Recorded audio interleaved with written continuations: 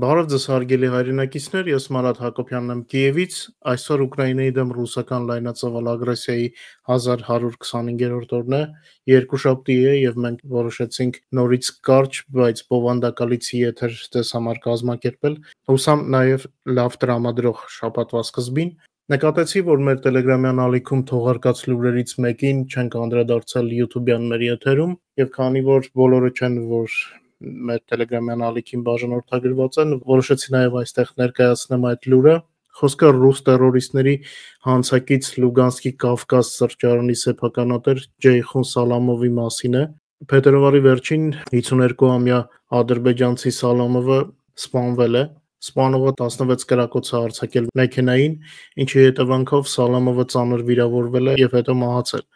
Ըստ աթեշ պարտիզանական շարժման, սա Սալամովին լիկվիդացնելու արդեն երրորդ փորձն է եղել։ Հարձակվողն ու զենքերը տրամադրողները նույնպես ազգությամբ ադրբեջանցիներ են, նրանցից մեկին ձերբակալել են Մոսկվայի օդանավակայանում։ Կավկազ սրճարանը դարձել է Կադիրովի զինյալների եւ ռուսական ռեժիմի կողմնակիցների հավաքատեղին։ Պարտիզաններն ընդգծում են, որ սրճարանը օգտագործվել է որպես օկուպանտների ռազմական եւ հավաքագրային գործունեության վայր։ 2014 թվականից Սալամովը եւ նրա գործընկեր Էմին Յուսուֆօղլու Շարիֆովը իրենց սրճարանը տրամադրել են ռուս զինվորականների հավաքների համար, մասնավորապես Ախմատի ստորաբաժանմանը։ Ըստ աթեշի պարտիզանների 22 թվականի մայիսի 30-ին, այսպես կոչված հանդիպման ժամանակ Կավկազ սրճարանում լիկվիդացվել է նաև ռուսական բանակի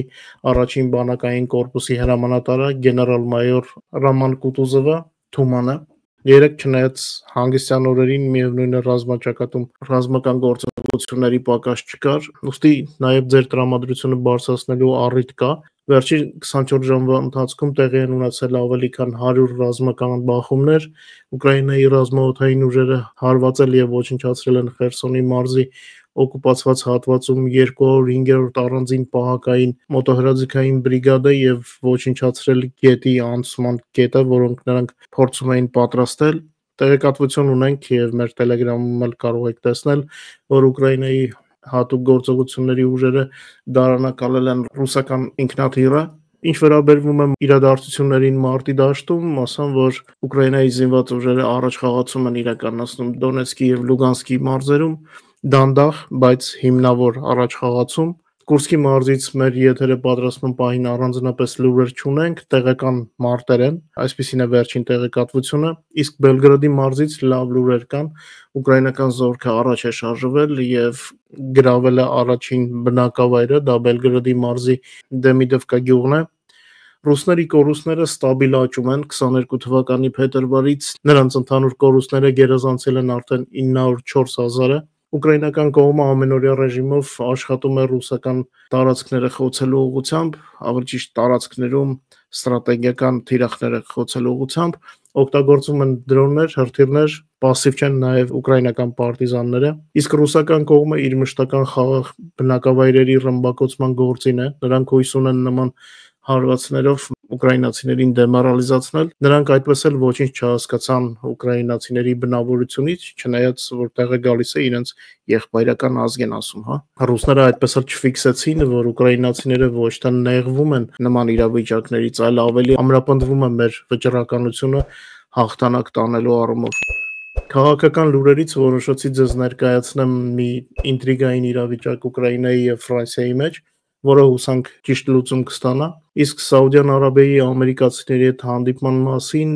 մեկ այլ եթերում կխոսենք, որպեսզի այսօրվա եթերը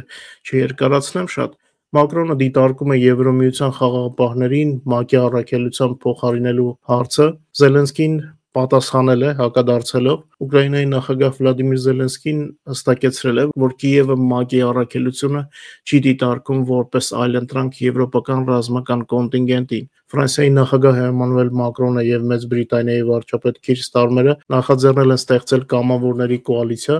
որը ներառում է երկրներ, որոնք ցանկանում են իրենց զորքերը ուղարկել Ուկրաինա, որպես եվրոպական պոտենցիալ խաղաղապահ առաքելության մաս։ Ինչպես գիտեք, Մեծ Բրիտանիայում կայացել է 30 բարձրաստիճան զինվորականների հանդիպում Եվրոպայից եւ Եվրոպայի սահմաններից դուրս, քննարկվել են նախաձեռնության մանրամասները, ինչպես նշեց Ստարմերը, գործընթացը տեղափոխվում է օպերատիվ փուլ, Սակայն անհասկանալի է մնում, թե որ երկրներն են պատրաստ զորքեր տրամադրելու, մի քանիսը արդեն հայտարարել են, բայց բոլորի ցանկը դեռ չկա։ Այս ամենի մասին մեզ հիշեցնում է Տելեգրաֆը։ Մինչդեռ Ֆրանսիայի ղեկավար Մակրոնը դիտարկում է Եվրոմիության խաղաղապահներին ՄԱԿ-ի գլխավորած առաքելության փոխարինելու հարցը։ Ըստ Տելեգրաֆի տեղեկատվության, Մակրոնը ՄԱԿ-ի խաղաղապահ գործողության հնարավորությունը քննարկել է կազմակերպության գլխավոր քարտուղար Անտոնիո Գուտիերեշի հետ եվրոպացի առաջնորդների հանդիպմանը, որին Գուտիերեշը մասնակցել է որպես հյուր։ Միևնույն ժամանակ Ուկրաինայի նախագահ Վլադիմիր Զելենսկին պարզաբանել է, որ Կիևը ՄԱԿ-ի առաքելությունը չի դիտարկում որպես այլընտրանք եվրոպական ռազմական կոնտինգենտին եւ անվտանգության երաշխիքներին։ Ուկրաինայի ղեկավարը ուրբաթ օրը կայացած մամուլի ասուլիսում ասել է, որ ՄԱԿ-ը Ուկրաինային պաշտպանելու մանդատ չունենա Ռուսաստանի կողմից նոր հարձակման դեպքում։ Մեջբերեմ, այստեղ հարց կա, թե կոնտինգենտը կամավորների կոալիցիանի նկատի ունի Զելենսկին կունենա նման մանդատ։